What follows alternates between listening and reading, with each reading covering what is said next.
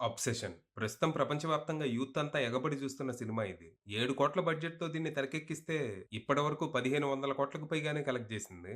Final రన్‌లో 3,000,00,000 వరకు వెళ్ళొచ్చని అంచనా వేస్తున్నారు. మరి నిజంగా సినిమాలో అంత విషయం ఉందా? దీని చుట్టూ నడుస్తున్న హైప్ అంతా నిజమేనా అంటే నిజమనే చెప్పాలి. సినిమా చాలా స్కేరీగా, క్రేజీగా ఉంది. ఇందులో కథ సింపులే. బేర్ అనే కుర్రాడు నిక్కీ అనే అమ్మాయిని పిచ్చిగా ప్రేమిస్తూ, ఆ విషయం తనకి చెప్పడానికి కింద మీద పడుతూ బాగా ఇబ్బంది పడిపోతూ ఉంటాడు.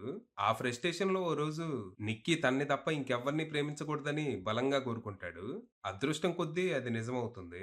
కానీ అది అదృష్టం గాదు, దారుణమైన దరిద్రం అని కొన్ని రోజులకే తనకు క్లారిటీ వస్తది. మరి ఈ పరిస్థితుల్లో తనేం జేశాడు?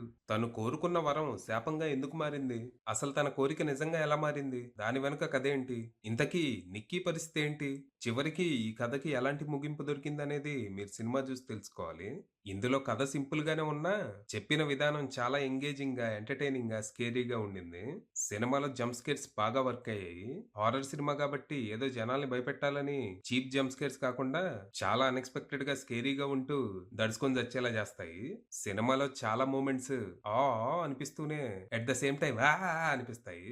పైకి ఇది హారర్ సినిమానే అయినా యాక్చువల్‌గా ఇది ప్రెజెంట్ జనరేషన్ డేటింగ్ కల్చర్ మీద, రిలేషన్‌షిప్స్ మీద సెటైరికల్ సోషల్ కామెంటరీ అని చెప్పొచ్చు. టాక్సిక్ రిలేషన్స్, కోడిపెండెన్సీ మీద అంతర్లీనంగా సెటైర్‌లతో పాటు మంచి మెసేజ్ గూడా ఉంటది.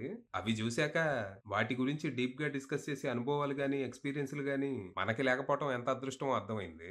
చూడటానికే చాలా స్కేరీగా, సాడ్‌గా, అన్‌కంఫర్టబుల్‌గా అనిపించింది. ఇక అనుభవించే వాళ్ళ పరిస్థితి ఏందో? ఇక ఈ సినిమాలో ఏదైనా అంశాన్ని ఇంకా బెటర్‌గా డీల్ చేసుంటే బావుండు అని అనిపించింది ఏదైనా ఉందంటే అది 'వన్ విష్ విల్లో' వెనుకున్న లోరు. అసల ఆ నావెల్టీ టాయ్ ఏంటి? ఎక్కడి నుంచొచ్చింది? అది కోరికలు ఎలా నెరవేరుస్తుంది అనేది ఏదో పైపైన ఎక్స్‌ప్లెయిన్ చేశారు. అఫ్‌కోర్స్ కథకి ఎంత అవసరమో అంతే ఎక్స్‌ప్లెయిన్ చేశారు. But it felt more convenient then convincing. Cinema బీభత్సమైన బ్లాక్ బస్టర్ అయింది కాబట్టి సీక్వెల్ ప్లాన్ చేసి అందులో లోర్‌ని ఎక్స్‌పాండ్ చేసే అవకాశం ఉంది. So, here's hoping. ఇక పెర్ఫార్మన్స్‌ల విషయానికొస్తే ఇది అన్‌డౌటెడ్‌లీ ఇండియన్ ఎవరెట్ షో అని చెప్పొచ్చు. స్వీట్ అండ్ చార్మింగ్ గర్ల్ నుంచి అన్‌హింజ్డ్ సైకోటిక్ అమ్మాయిగా మారే క్యారెక్టర్‌ని చాలా ఈజీ‌తో ప్లే చేసింది. సినిమాలో తనని చూసి మనకి భయం వేయటంతో పాటు జాలి కూడా కలుగుతుంది. తన నవ్వులు, ఔట్ బర్స్ట్‌లు వామ్మో అనిపిస్తాయి. She killed it. ఇక బేర్‌గా మైకేల్ జాన్‌స్టన్ కూడా చేశాడు. ప్రేమించిన అమ్మాయిని వదులుకోలేక, తనతో కలిసి బతకలేక నరకం చూసే character. He played it really well. తన క్యారెక్టర్ చాలా రియలిస్టిక్‌గా ఉంటది. ఈ క్యారెక్టర్ ద్వారా మగాళ్ళకుండే ఇన్‌సెక్యూరిటీస్‌ని డెలికేట్ వేలోనే డిస్కస్ చేస్తారు. కానీ లాస్ట్‌లో తనకి హీరోయిక్ టచ్ ఇచ్చి త్యాగమూర్తిగా మార్చి ఆడు మగాడ్రా బుజ్జి అని అర్థం వచ్చేలా ఎండ్ చేస్తారేమో అనుకున్నా. కానీ అలాంటి ప్రయత్నాలు ఏమీ చేయలేదు. సినిమాలో తను రియాక్ట్ అయ్యే విధానం అంతా చాలా వరకు రియాలిటీకి దగ్గరగా ఉంటది. సినిమా అంతా మోస్ట్‌లీ వీళ్ళ ఇద్దరి చుట్టే తిరుగుతది. ఇంకో 2 సపోర్టింగ్ క్యారెక్టర్స్ ఉంటాయి గానీ, వాటి గురించి పెద్దగా చెప్పుకోవడానికైతే ఏమీ లేదు. ఉన్నంతలో ఆ ఇద్దరు బానే చేశారు. ఇక టెక్నికల్‌గా సినిమా స్ట్రాంగ్ గానే ఉంది. లో బడ్జెట్ సినిమా అయినా ఎక్కడ ఆ ఫీల్ రాదు.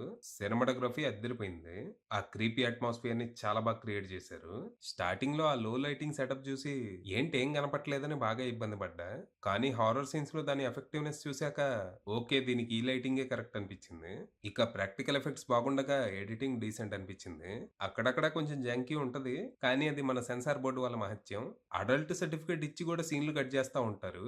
నిజంగా ఇండియన్ ఆడియన్స్ ఆ సీన్‌లని హ్యాండిల్ చేయలేరనుకుంటారో, లేదా వాళ్ళ పెత్తనం చూపించాలన్న ప్రయత్నమో ఏమో నాకైతే అర్థం కాలేదు.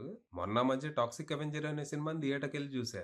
అందులో ఇంతకంటే భయంకరమైన సీన్స్ ఉన్నాయి. కానీ వాటికి పెద్దగా కత్తిరేసింది లేదు. బహుశా దానికి క్రేజ్ లేదు. దీనికి క్రేజ్ ఉందనేమో. క్రేజ్ లేని సినిమాకి కటింగ్‌లు చేస్తే ఏం తెలిసిద్ది?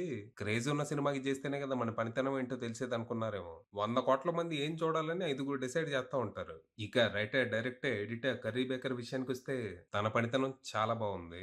ఇది తన డెబ్యూ సినిమా అంటే నమ్మబుద్ధి కాదు. యూట్యూబర్‌గా షార్ట్ ఫిల్మ్స్ చేసినా ఓ ఫీచర్ ఫిల్మ్‌ని ఇంత బాగా హ్యాండిల్ చేయటం మామూలు విషయం కాదు. మంచి ఫ్యూచర్ ఉంది. ఫైనల్‌గా చెప్పేదేంటంటే ఇట్స్ ఎ మస్ట్ వాచ్. అది విషయం.